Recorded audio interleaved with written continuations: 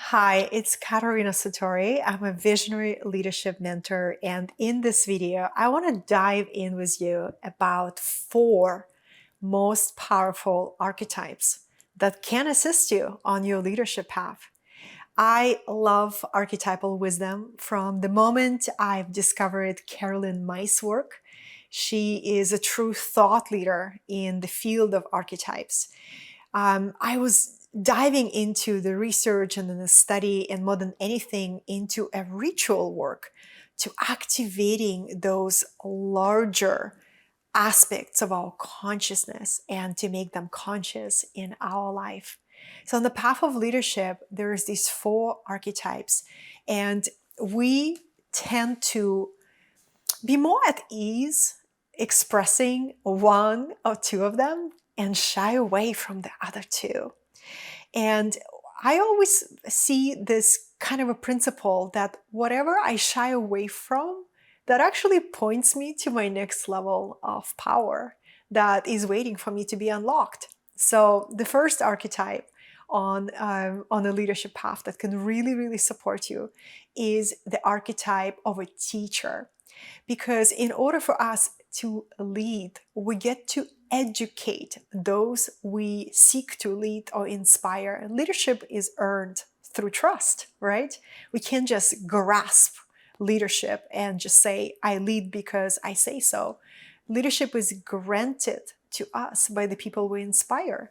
So the way we step on the path of leadership is by bringing our teacher archetype, by being generous with our life lessons and also our life failures, by sharing frameworks, tools, philosophies, and by creating opportunities. I call them live connected learning experiences. You can utilize your social media, you can lead online or offline workshop, but you really position yourself as a teacher or as an educator in service to your community, whether it's a local community or a global community. And a lot of people are very comfortable in the teacher archetype, and a lot of people are very uncomfortable and just hold a lot of insecurities around it. And I always encourage, if you have that insecurity and you wonder if you are a good educator, the way to become better is through practice. We're never going to become better if we don't step into our opportunity to offer our knowledge and to educate our communities. The more you do it, the better you become. And also seeking inspiring teachers that you can learn from through embodiment, right? So the second archetype for a lot of people that is natural is the archetype of a warrior. There is no strength in our leadership if we do not have an inner warrior. What are the essence of warrior? Well, the warrior archetype is all about decisiveness. You don't hesitate to make a decision, whether it comes to leading your team, hiring support, making something move forward requires decisiveness, right? So it's the level of certainty that you develop a deep comfort with being certain about your decision.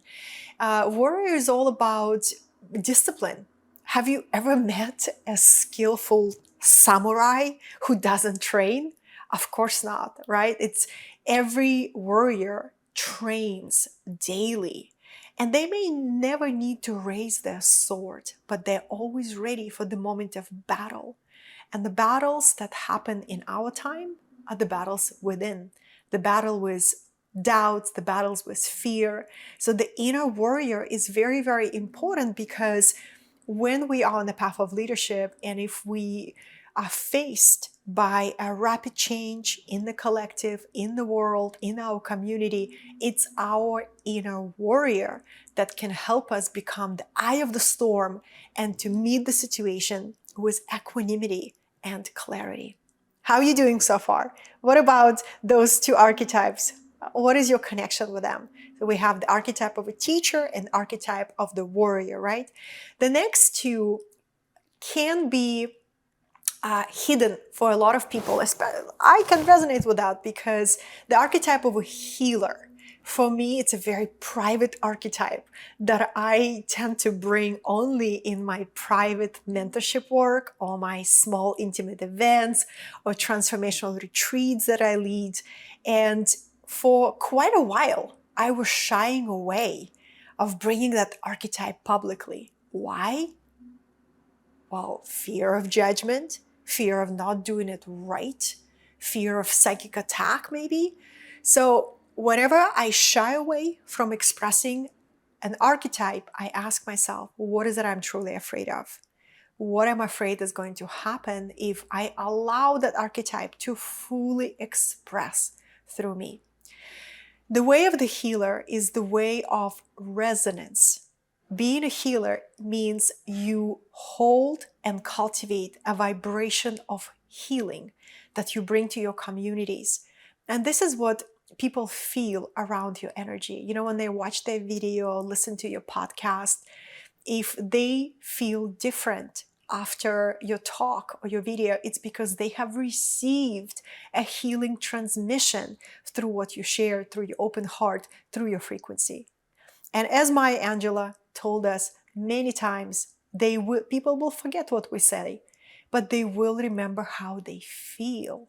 So archetype of a healer is where you anchor yourself in this embodiment that your frequency transforms any environment that you walk in, so you become incredibly devoted to have an impeccable vibration. And that means you are committed to your ritual work, you're committed to your energy healing, you invest in other healers, right?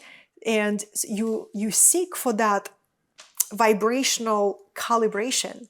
Maybe you love breath work, maybe you go for sound healing ceremonies. All of those are great tools to make sure that your vibration is coherent. It's a high vibration because your vibration transforms the fastest, right? Really, really powerful stuff. So what is the last archetype? Well, I saved the best for the last. Well, I'm a little biased.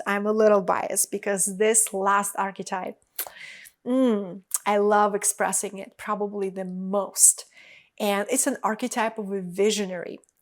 So visionaries are what the power and the gift of living from your inner visionary is that you bring new vision to your community, you bring innovation, you bring hope to the people, right? When so many people are distracted and confused and feeling hopeless, right? You, as a visionary leader, stand up and share your convictions. You share what you take a stand for.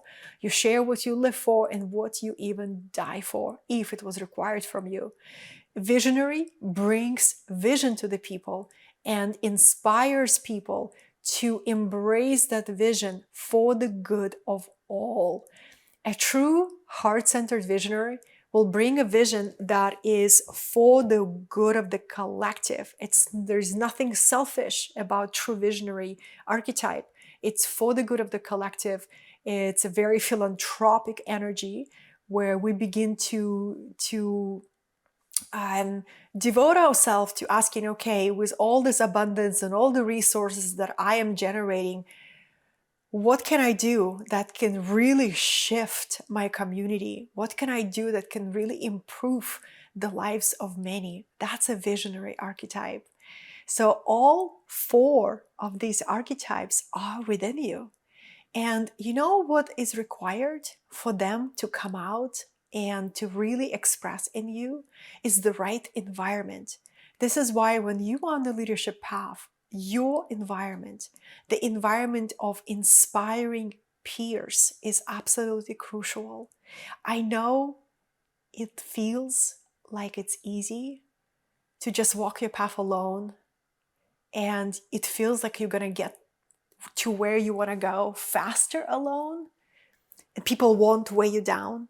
But the reality that I found in my own life, every time I seek inspiring peer groups and peer communities, such as masterminds, such as inspiring elders, such as inspiring circles, leadership movements, I am carried by that energy to where I aim to go. I don't just walk there by myself with my own will.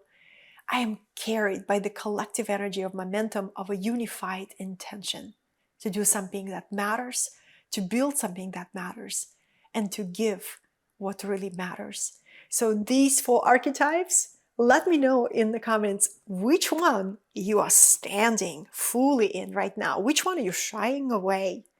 And if you'd like to go deeper onto this topic, I lead a yearly visionary leadership mastermind where I weave a nourishing, inspiring oasis for today's visionaries to create and build something that really matters. You can find the links underneath this video. I also have a visionary leadership audio course that is an incredible resource to dive in, that you can anchor yourself in that heart-centered leadership, and so you can bring the change that only you can bring. Thank you for watching this video. Please subscribe to my channel if you see this on my social platforms, and it's a great joy to have your presence here.